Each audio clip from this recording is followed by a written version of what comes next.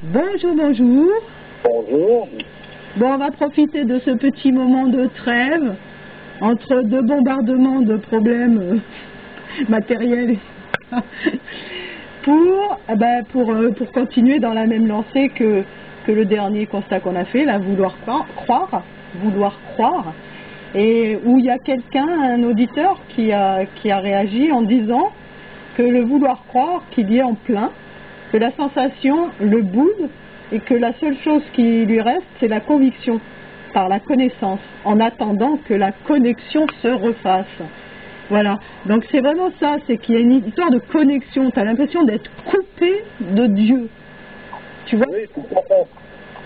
Tout à fait. Il ne faut même pas attendre que la connexion se refasse. Hein. C'est-à-dire que si elle se refait, elle se refait, mais je veux dire, il ne faut pas attendre, il ne faut rien attendre. Il faut rester cramponné après ce qu'on peut gérer, c'est-à-dire cette volonté de se vouloir croire. Voilà. C'est ce qui est arrivé à des personnages d'une envergure particulière. Je reciterai une fois encore la petite sainte Thérèse de Lisieux. Quand elle a énoncé ça parce qu'on lui disait « Vous avez de la chance, vous, qui chantez les louanges au Seigneur ». Elle dit, mais vous savez, de chanter les louanges au Seigneur ne me rapporte rien. Je chante simplement ce que je veux croire. Voilà, donc on parle d'un personnage exceptionnel qui est venu se manifester dans ce monde il y a déjà un peu plus d'un siècle. Et donc cette connexion, même si elle est coupée, ce n'est pas un problème en soi? Non, c'est un problème en soi, bien sûr, parce qu'on aimerait bien ressentir les choses. C'est comme si quelqu'un perd l'odorat, tu vois, c'est un petit peu, il y a quelque chose qui contrarie. C'est tout à fait ça, mais simplement, il faut s'attendre à toutes les attaques, toutes les attaques possibles, parce qu'il faut comprendre d'où vient le vent. À un moment donné, il faut revenir un peu de comment est-ce qu'il faut dire ça. Il fut un temps où on ne sortait pas de la terre, par exemple, les métaux. Pourquoi? Parce qu'il avait été annoncé par des personnages compétents que ces métaux renforçaient des forces maléfiques qui allaient se manifester sur Terre à partir du moment où on allait les sortir. Bon, c'est resté comme ça pendant un temps donné.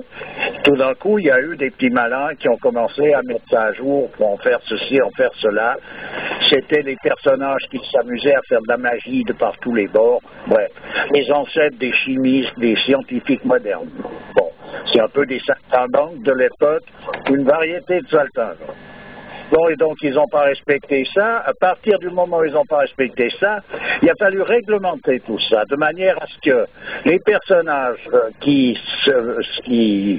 allaient travailler ces différents métaux devaient être des personnages compétents, donc il y avait une manière de faire pour neutraliser ces forces maléfiques qui étaient renfermées dans ces produits. Bien, de fil en aiguille, tout ça a été blackboulé. Les derniers soubresauts qu'on a entendus, c'est des forgerons qui avaient certains rites de manière à enlever le côté, côté dur qu'il y a dans le fer, c'est-à-dire ce côté guerrier, et on peut encore voir les anciens travaux de cet ordre, suivant où on voit ce fer, il n'émane plus cette espèce d'agressivité. Bien. Même l'or est donc fait par des personnages, travaillé par des personnages compétents qui en ont fait des choses qu'on retrouve dans des temples,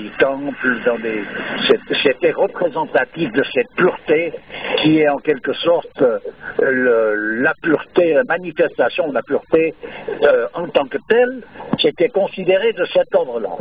De fil en aiguille, tout ça est parti en vrille, et actuellement, on est allé encore plus loin, c'est qu'on commence à manipuler les champs vibratoires. C'est-à-dire, on parle beaucoup actuellement de la médecine quantique, de la physique quantique. Bon, le quantique, voilà où on est dans des champs vibratoires. Ça veut dire qu'on peut donc capter et rediffuser des champs vibratoires, et donc de ce fait-là, si le personnage qui s'occupe de ça n'a pas les compétences voulues pour éviter et neutraliser les mauvais effets et éviter de manifester des champs vibratoires qui sont à répercussions négatives, on est dans un truc infernal. Et actuellement, nous y sommes. Alors, il y a un truc qui est quand même assez étonnant, c'est que dans une époque où tu vois l'épicurisme et l'hédonisme élevés au plus haut point, on peut considérer que c'est une épreuve supplémentaire qui nous a été envoyée, de nous avoir enlevé le plaisir et la sensation pour pouvoir continuer coûte que coûte dans une voie, tu vois. Oui, c'est ça, ouais. Oui, c'est ça, c'est comme s'il faut manger, mais pas de bon appétit, quoi. Ben non, et pas l'apprécier, quoi. Pourquoi? Parce qu'on n'a pas la sensation du goût, on n'a pas le plaisir. Ben voilà, on en est arrivé à cette... Oui, on peut se poser la question, pourquoi Dieu nous a ôté cette sensation, quoi. Peut-être que parce que l'homme a été trop loin dans ce sens-là, c'est peut-être devenu tellement son seul moteur, tu vois, le plaisir, le goût du plaisir, de la satisfaction, qu'il a fallu à un moment donné lui ôter ça. Bon, Dieu a des raisons que l'homme ignore, disons qu'en tout cas, ce qu'on peut faire, nous, le constat du fait que on se retrouve dans cette situation-là. Et à contrario, ce qui se produit en plus, c'est qu'il y a quand même, il existe des sensations qui sont présentes, et les sensations de plaisir se retrouvent souvent dans des choses qu'il faudrait éviter à tout prix. Voilà, c'est-à-dire c'est le renversement de la situation. Actuellement, l'homme se complaît dans des choses qui sont justement ce qui était recommandé d'éviter à une certaine époque. Voilà. C'est ce qu'il appelle à présent la liberté. Un homme libre ou une femme libre, c'est quelqu'un qui peut faire ce qu'il veut, c'est pas ce qu'il veut dans le sens d'une volonté qui lui permettrait d'aller au but, c'est-à-dire retrouver sa position originelle, mais de pouvoir se laisser aller complètement sans avoir de retenue, sans avoir de barrière. Voilà où on en est arrivé. Vers la décadence, quoi. Voilà. Et on a fabriqué actuellement des hommes robots. Comment est-ce qu'on s'y prend pour fabriquer des hommes robots? Justement, il y a eu un commentaire là-dessus dernièrement. Ben voilà. Bon, disons que l'homme robot, il faut simplement que l'homme donne naissance à une machine qui va réussir à imiter une de ses facultés. Ensuite de ça, cette machine, elle docilement va se plier à ce genre d'exigence, et ensuite de ça, va lui voler cette faculté. Un robot, actuellement, il fait les choses beaucoup plus systématiquement, il fait les choses beaucoup plus rapidement que l'homme. Donc, on le programme et il met en route son histoire et il n'arrête plus. Donc c'est lui qui fait ce que l'homme devrait faire, et l'homme donc n'a plus à s'occuper que d'une chose, c'est de faire le larbin, c'est-à-dire il est là pour entretenir ce robot de manière à ce qu'il puisse faire telle chose ou telle autre. Le robot, c'est un peu comme pour le superflu qui supplante l'essentiel, on peut dire. Oui, de toute façon, c'est même pire que ça, c'est qu'à un moment donné, c'est la déshumanisation. On le trouve par exemple avec l'ordinateur, on est tout le temps branché d'une manière ou d'une autre avec un système qui nous amène dans l'informatique. L'informatique, le système binaire, il est quelque chose qui ne correspond pas du tout à la logique du cerveau humain. Donc le cerveau humain doit s'adapter à cette logique-là qui est contraire à sa nature, donc qui est contraire à la nature, qui est un déséquilibre par rapport à la nature, mais qui est une possibilité. C'est comme toute réaction chimique, toutes les belles inventions qui sont faites sur le plan technologique de la part de la science moderne, c'est chaque fois, en quelque sorte, la création d'un déséquilibre. Ça n'est rien d'autre par rapport à la nature. Alors il faut saisir qu'est-ce que la nature, pourquoi elle est comme ça et pas autrement, et qu'il y a une raison précise à ce que les choses soient ce qu'elles sont, et il n'y a pas à modifier ça. Il n'y a pas à modifier ça. Inconsidérément. Oui. Donc, c'est ce qui se produit dans la technologie par rapport, et dans la science, c'est qu'on prend ceci, on fait cela, on remet ci, on fait ça, on crée des déséquilibres continus. Et de déséquilibre en déséquilibre, on en est arrivé là. Eh bien voilà, donc l'homme, il est actuellement dans un déséquilibre total. avec le coup de grâce, c'était l'informatique. C'est le coup de grâce, ça. Et à quoi elle sert d'une façon générale? À part la poudre aux yeux pour amuser la galerie, tu vois, les guerres sont faites avec l'informatique, les choses les plus terribles sont faites avec l'informatique, parce que c'est comme ça marche, c'est nickel, c'est impeccable. Ça va très bien, tu comprends, mais ça va très bien dans un sens. Bon, voilà. Des coups de grâce, il y en a d'autres. Hein. Le nucléaire, ça sera peut-être vraiment l'ultime coup de grâce, parce que c'est peut-être ce qui va faire que nous allons disparaître. Parce que quand tout va péter, toutes ces centrales qui sont autour de nous, ça va faire mal. Hein. Oui, mais si le cerveau humain n'avait pas été atrophié par les autres procédés, il aurait déjà jamais mis son nez dans ce genre d'histoire. Ça ne serait pas apparu, il a fallu que ça apparaisse, il a fallu qu'on mette le cerveau humain dans une posture qui permettait l'apparition de choses infernales. L'apparition, ça coupe des fois. Oui. Oui, qui permettait la mise à jour des choses qui sont à rester cachées, qui sont en somme, qui ont été recommandées depuis que le monde est monde, à ne pas être mises à jour. C'est pas pour rien, on a l'idée que quelqu'un, tout d'un coup c'est un génie, il a inventé, je sais pas quoi. On peut voir ça comme ça, mais si on regarde ça dans la réalité, ces choses-là sont connues depuis que le monde est monde. Simplement, quand c'est connu par des personnages qui savent le tenant et l'aboutissant de ces choses-là, ils mettent à jour ou pas, pour des raisons bien précises. Là, c'est n'importe qui trouve une histoire et il la met à jour, puis le voilà génial. Mais la suite, on la connaît pas. Et ben, par contre, la suite, par exemple, de la mise à jour de la fiction de l'atome, ben voilà, on la connaît à présent à peu près, pas tout à fait encore. Donc, on la connaît déjà passablement. Finalement, l'homme se conduit comme un gamin. Dès qu'il y a quelque chose à mettre à jour, il met à jour sans se poser de questions. Oui, c'est le gamin avec la boîte d'allumettes, c'est pas ce que c'est. Il n'en sait rien, c'est des petits bâtons carrés. Et tout d'un coup, il frotte ça par un mouvement qu'il aura fait pour une raison ou pour une autre, et patin crac, ça s'allume. Eureka, il a trouvé le fil à couper le beurre. Non mais c'est ça, c'est bête et méchant, mais c'est comme ça. Et on appelle ça de la science. Et tout le monde se prosterne là-dedans. Donc l'homme actuel, il est dans l'ignorance jusqu'au cou, quoi. Jusqu'au cou, voilà, c'est ça le problème. Et il croit savoir. Il prône la science moderne comme quelque chose, tu vois, d'hyper vaillant et tout, alors que franchement, c'est pas grand-chose. Non, c'est le résultat, il est une catastrophe, tout simplement.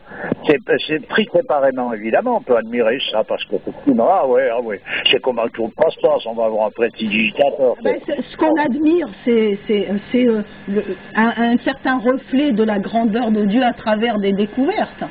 Oui, donc on torpille Dieu en l'admirant à un emplacement où justement il est en train de nous dire touchez pas, quoi. Ben voilà. Bon, ben je pense il y a quelque chose là-dedans qui est tordu, qui est grave, mais c'est ça, cette période sombre, c'est qu'à un moment donné on prend les vessies pour des lanternes. Cette obscurité, on pourrait dire, actuellement, s'il reste une lumière allumée, on va tout faire pour l'éteindre de manière à pouvoir pénétrer un peu plus profondément l'obscurité. C'est ça la recherche.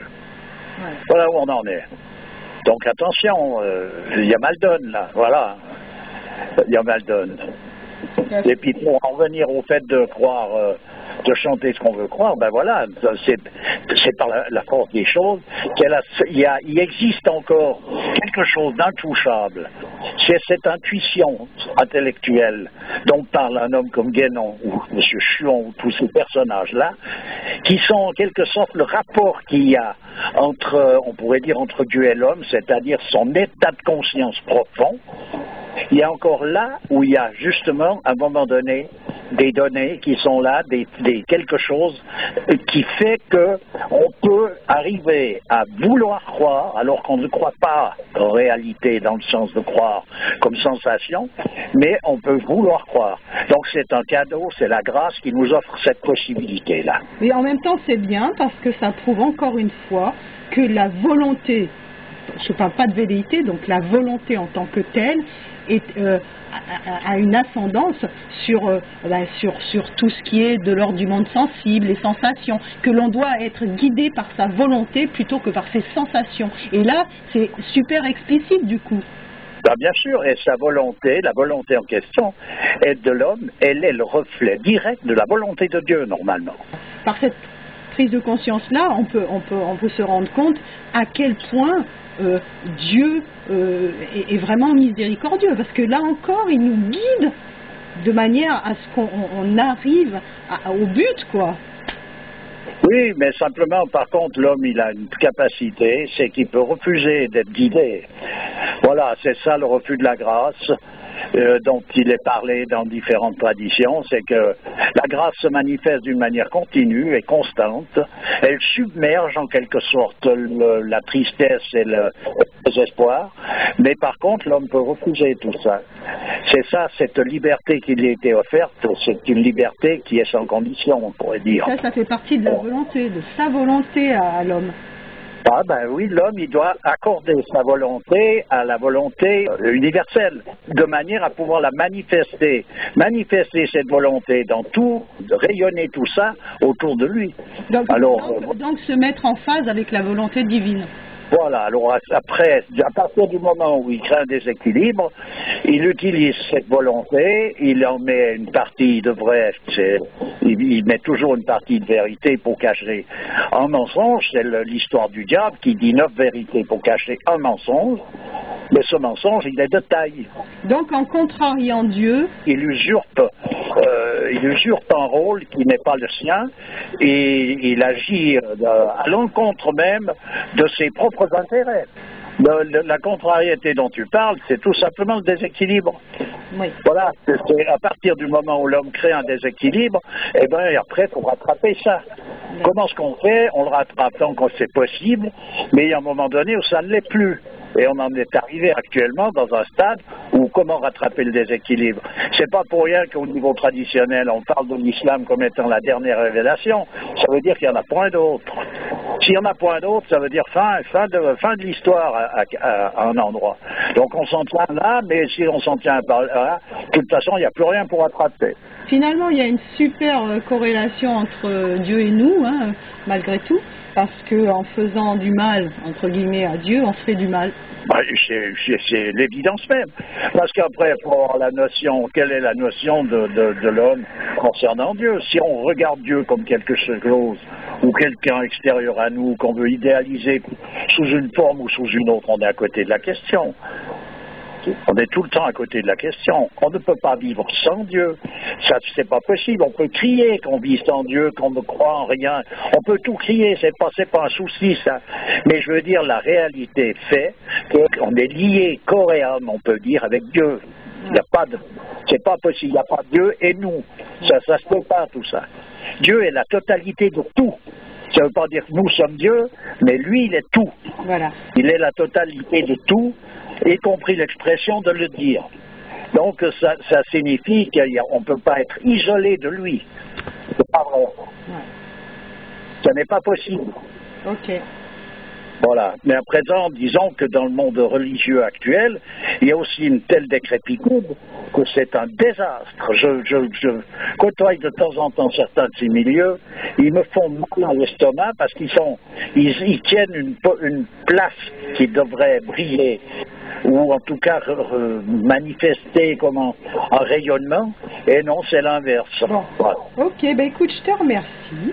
Ben, c'est toujours avec plaisir. On va en rester là, et puis à une prochaine. Bien sûr, d'accord. Au revoir. Allez, au revoir.